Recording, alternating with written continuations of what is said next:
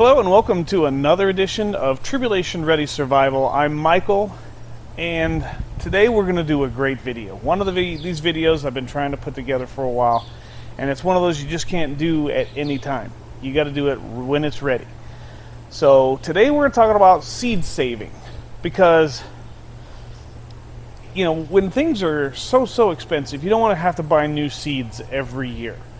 And there are some things that you just have to, unfortunately, but there's most things in a garden, any garden, not just my garden, but any garden, that you can perpetually save your seeds and then use them the next season, and the next season, and the next season. For example, here in a few minutes you'll get to take a look at the marigolds that I use for pest control in my garden. Those have been going for about 15 years now, 14, 15 years. Same seed over and over and over again. And it just gets better and stronger, and it just keeps doing what it's supposed to do. I keep saving the seeds. We're going to talk about calendula. We're going to talk about lamb's ear. We're going to talk about evening primrose. We're going to talk about tomatoes. And we're going to just go through all of these things. This may be a kind of a two-part video, I don't know. We'll see how it turns out. The fact of the matter is, you can save yourself money when you're gardening by saving your seeds, and it is not hard. So with that being said, let's get into the video. So we've got lots of bees in here and other insects, but we're going to talk about something called deadheading. So if you look at a lot of these, that's a fresh one, but a lot of these are dead. And on calendula, these are beautiful flowers, by the way, but on calendula the seeds are up in the head, and so what you'll do is you'll just pop it off, and I put it in a brown paper bag. The reason I put it in a brown paper bag is because the brown paper bag will absorb the moisture, and you can also cut these off if you want, but it will absorb the moisture and keep your seeds from getting moldy. So one of the things about deadheading is, if you have the flowers which have dried up and died, there's still plenty of seed in there, and we'll save the seed. But what that does is, when you pull the head off on a lot of these flowering plants, is it sends a signal. Hi, Mr. Butterfly.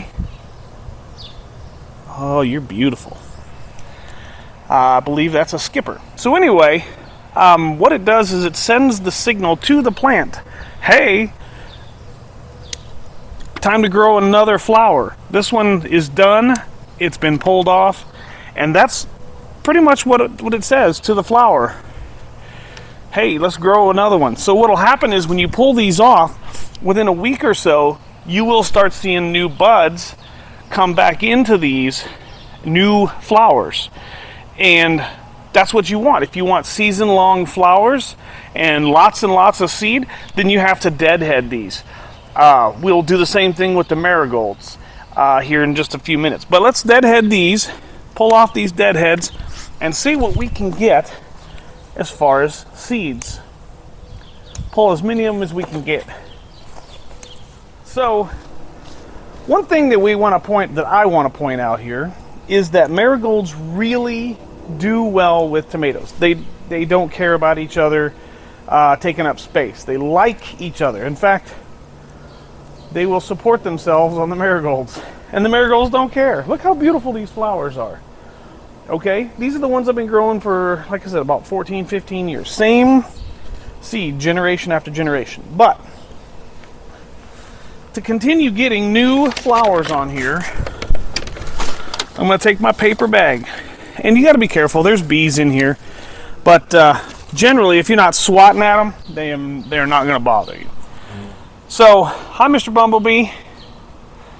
So, you will come in here, and you will take these dead heads. They look wilty. Some are dry, some are not. But you want to get as many as you can. Hi, Mr. Butterfly. How you doing? You good-looking butterfly. But you want to pull off all these dead heads. Because if you don't, You'll have some volunteers next year, but that's not even a big deal either, because I'm going to move them around, but that's not a big deal. So you're going to want to pull off all of these deadheads, and that's going to signal to the plant on this one too, hey, it's time to get more flowers going. It encourages it to keep producing flowers. In fact, these were planted way before I got my tomatoes in. These were planted before the first frost, and they will continue to put flowers out probably until it snows. And at that point, I will come out. Yes, I garden all year round. All year round. You're always doing something. If you're really liking to be in the garden, I'm out here all year round. So, but then I will come out here and I will burn these, and then, of course, save the seeds, but burn the plants themselves and then throw them in the compost so I don't have just seeds running all over the place. That's my solution to not spreading all the seeds in the places that I don't want it to go. So anyways, looks like we've got most of the dead heads off of this one I can find. I like these plants because they smell really good. They're really pungent. I like the smell.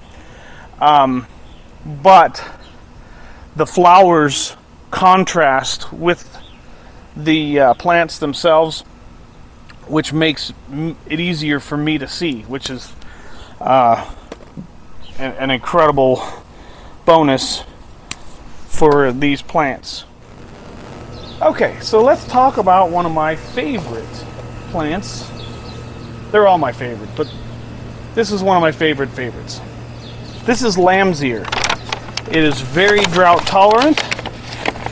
It grows well in the heat. And by golly, if it isn't one of the coolest plants I have in my garden. So let's take a look at this right here. So I have already done 2 cuts on these already this year. And I caught some just the other day when I came up with the idea for this video. So I kind of just let them go. What we want when we have, well, here's what I like about lamb's ear. These leaves in here literally feel like a lamb's ear. They're very, very soft. In fact, this leaf is nature's alternative to toilet paper. Not even joking. Great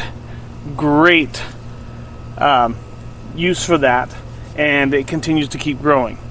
Very soft, very, very, very soft. But that's not the whole thing. These parts of the plant, especially when they're brown, are not soft. They're pokey. They feel very prickly, let's just call it that. So the way that I'm going to trim this is I'm going to do it twice. I want the seed head, which is little tiny round seeds inside each one of these little flower buds here. So I want to save those seeds. I'm going to snip them there, and I have this giant stem. Well, then I'm going to come down here, and this, since I'm not trying to save it, I'm not doing anything with it right now, I'm going to set it aside. I will burn it, and it will come back as ashes in my compost. So I'm going to set that aside. If they're green, you want to let them go. But if they are brown, like this, yeah, time to harvest it. So I don't have a whole lot of these in here. Like I said, I went through it the other day pretty thoroughly. But I wanted to show you, here's one over here. Wanted to show you how I do this. Oh, here's one. I love the contrasting colors in here. Purple and green and yellow. And it smells amazing. It's got a fruity bubblegum smell to it. Love these. I love this plant. This is chicory. And these are just getting ready to bloom. But we've got some older ones underneath here that have already bloomed. Now, not every one of these is going to have seeds. You need to feel it, and for example, this one is going to have, if you peel these off, inside, and we'll get a better look later, there is a small area underneath here, and it's very hard, but if you can peel these back, inside of there are little tiny, teeny tiny seeds. That is chicory. Chicory is a cousin to lettuce. The reason we grow chicory is, one, it's beautiful, it's very hardy, but the roots can be roasted and used as an alternative to coffee. Tastes like coffee, roasts really well, really easy in a cast iron skillet, whatever. And these are all done. And so that's what we're doing here. Alright, so this is lamb's ear. This may be a little bit of ASMR kind of thing, but we've got our dry flower heads in here. And there's not very many, but like I said, it smells like bubblegum. It smells so good. But just like the other day, I had this bag completely full. Same process for a lot of things. I would do this with lettuce. I would do this with, I won't do it with chicory because it's a little too small for the bag. But lamb's ear, lettuce, a few other things. If you can shake it, put it in your paper bag. Make sure there's no holes. And you can already hear it kind of like shake it. Oh, that's going to be loud, I guarantee it. But these seeds are about the size of a pepper flake. And I'm pretty sure that's all of them. So we'll set those aside. Now, let's pour these out on the tray and see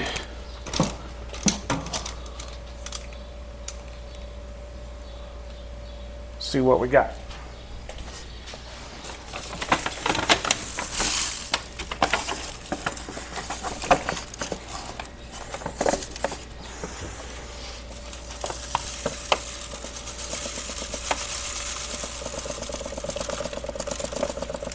They are tiny. Still have some in there? Oh yeah, we got some more in there. Let's get them all out. There we go.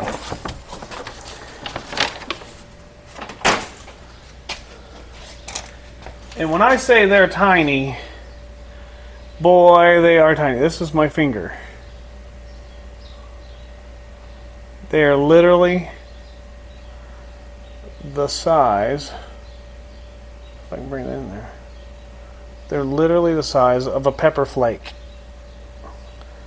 And that is lamb's ear. So, I'll sort through them.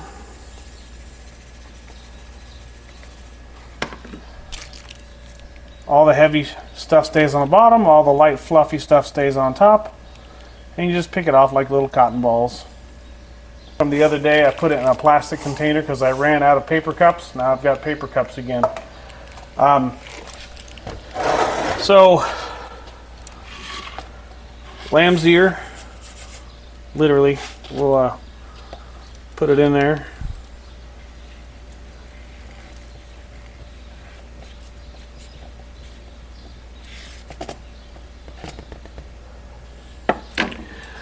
And what we're looking at here doesn't look like a whole lot, but that's probably 100,000 little tiny pepper flakes. That is a lot of seed. That'll seed your whole yard, man. You have lambs here growing everywhere. Okay, so now, sorry I'm bumping into things. So now we're going to talk about calendula. Calendula is a medicinal that my wife grows, and inside here are these little tiny, these are still green a little bit, but they look like little worms almost. And we're going to let these dry a little bit more, but they look like brown worms when they're dry. So if I can find one with...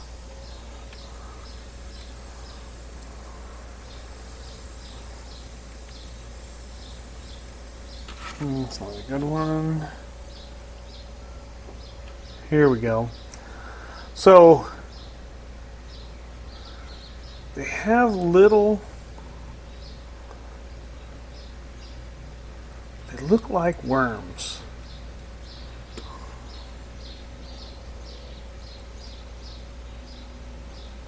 So you can bring that down a little bit.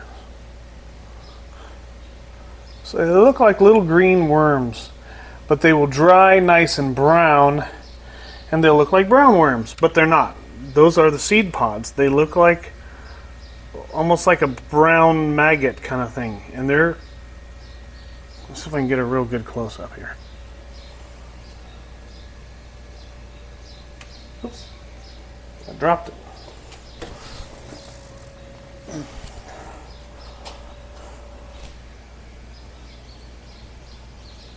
They kind of look like worms, and they're a little spiky, actually. But when they're dry, they are very hard.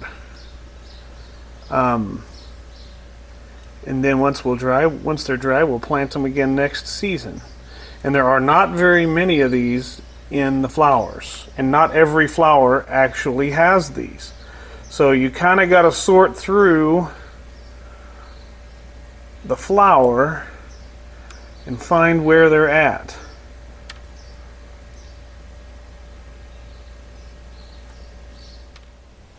Okay, so this is one you didn't see while I was out in the garden. This is dill. And dill, this dries, we let it dry on the plant. And it's pretty simple. All you do is go through and manipulate it with your fingers. You'll get off as much as you can. You can also let this dry a little bit more, which is probably what I ought to do. And that's what I'm going to do. I'm just going to let it sit on the side and dry. Smells so good. But this will turn even darker brown. So this is a dark brown. This is already dry. It literally just falls right off. So I'm going to put this by the side here and let it sit. It just falls right off like this. Marigold. And you might come up with your own way, but you don't want to mix up the seeds if you can help it. And that just helps you stay focused on what you're growing, and what you're growing doesn't get mixed up. So pull these out, open up the seed pod, nice and dry, and they will come out. Now you're not going to get all these. It's not going to happen. There are so many, but try and get as many as you can. Manipulate those out of there. And then set it aside. Same thing with this one. Sometimes when you pull it, this one is just the petals. So we'll put that aside because they actually came out. So when you open up the seed pod like this, when you open up that seed pod, that's where all the beautiful seeds are going to be. And even though they feel dry, you still need to let them sit out for a couple of days just to make sure they're nice and dry, because when you store them, in a paper envelope or whatever you're going to do, something that will breathe. You don't want any mold to happen. So we're going to open this up, pull out all the beautiful seeds. Get as many as you can, toss it aside.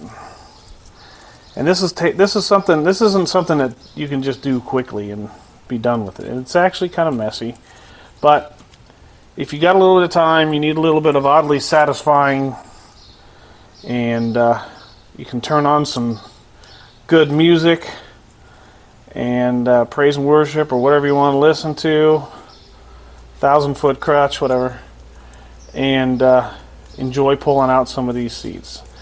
This takes a while, but when you have fresh, quality seed next year to put in the ground, so worth it. This is evening primrose. This is the evening primrose.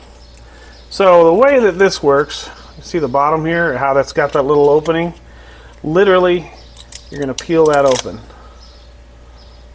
Just like that. And then just run your thumb through there, or finger or whatever, and knock the seeds out. Now don't be surprised, because there's multiple folds in here. Don't lose the seeds. Same thing. Doesn't look like there's anything, but guess what? Open it up. There's more in there.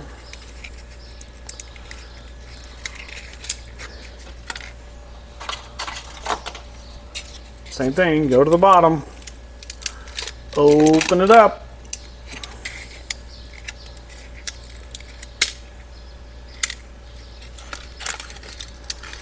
and run your finger through there.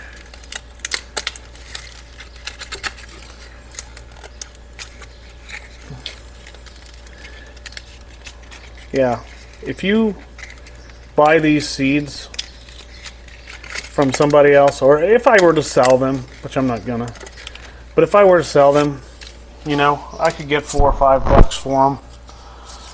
But I'm gonna keep planting these in the places that I want. Maybe someday, I don't know. But these are beautiful seeds. As many as we can get out of here. And all these seed pods and all these things that I'm done with here, they're going to go in a fire. So here's one I haven't opened up before. That's green. Let's see what we got. Oh, pretty. Never opened up a green one. I usually let them just dry, but that works pretty well too. Just have to let all the seeds dry.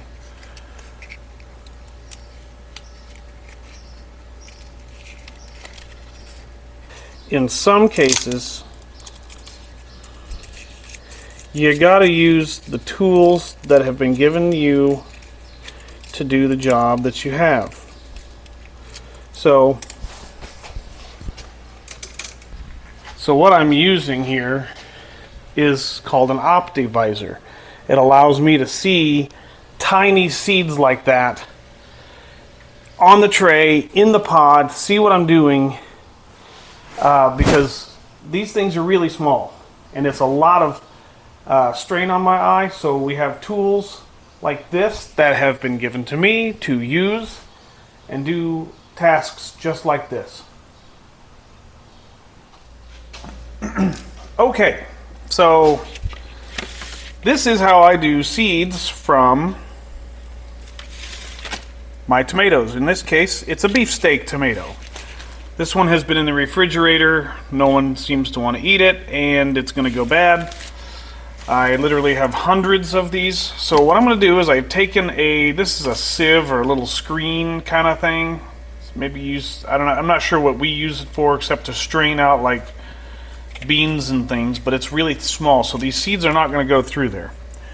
All I'm going to do is I'm just going to go through, it's already been sliced. I'm going to go through here with my thumb, and I'm going to root out, if I can do I've got a mat underneath here because it's going to get messy.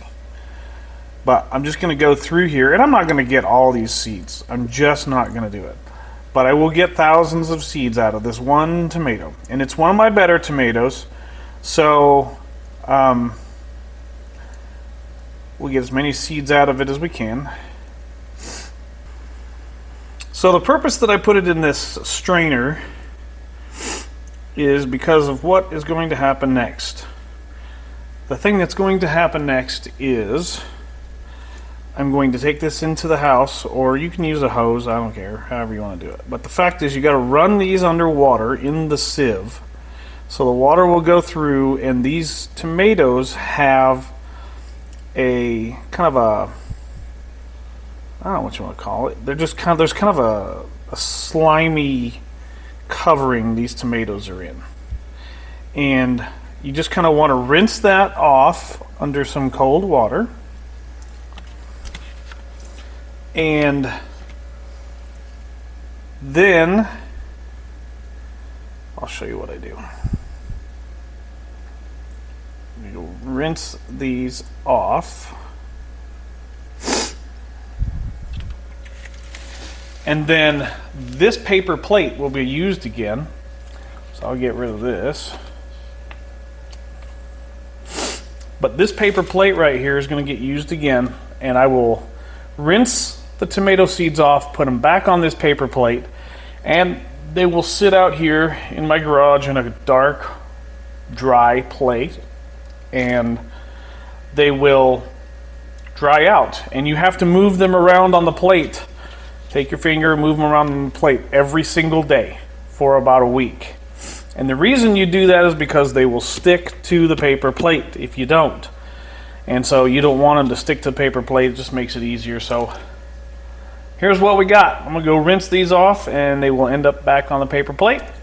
And in about 2 weeks, that's how long they're going to sit there on the paper plate.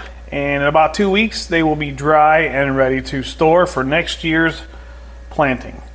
Okay guys, with that being said, I hope you enjoyed this video. I hope it starts encouraging you guys to save some seeds, to get out in the garden, start your survival garden, your medicinal garden, and man, the whole backyard smells really good. And it looks good, and it's fun. And yeah, it does take a little bit of time, but here's the deal. Dirt therapy, man. When you just need to get away and you need to have quiet and time to talk to God, time to mull over the day, bring out a cup of coffee, head out to the garden, talk to the bees, enjoy the bees, the hummingbirds, just enjoy that. Enjoy God's blessing. With that being said, if you like this video, you have some questions, I'll be happy to answer them.